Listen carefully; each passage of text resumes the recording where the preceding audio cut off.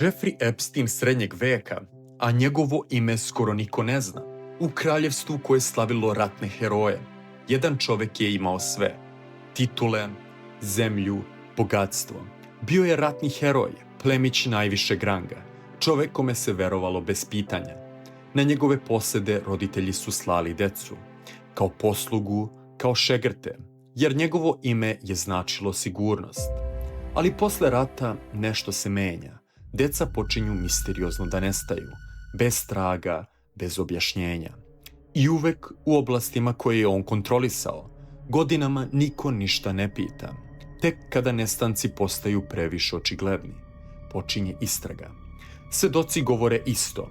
Deca su uviđena kako ulaze u njegov zamak. Nikada nisu uviđena da izlaze. Na suđenju iskazi se poklapaju.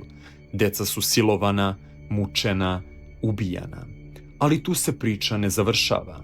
Na njegovim posedima pronađeni su zapisi o ritualima, prizivanju demona, okultnim praksama, pokušajima da se moć i bogatstvo sačuvaju. Crkveni i svetovni sud ga optužuju za seksualno zlostavljanje dece, višestruka ubistva, kanibalizam, jeres, satanizam.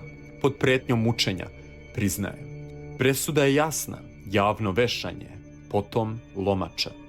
A njegovo ime bilo je Gilles de Rais, maršal Francuske. Jedan od najbogatijih ljudi svog vremena, ratni drug Jovanke Orleanke i jedan od prvih dokumentovanih serijskih ubica srednjeg veka. A sad ti reci da je Gilles de Rais živ danas, da li bi njegovo ime bilo u Epsteinovim fajlovima? Piši u komentarima.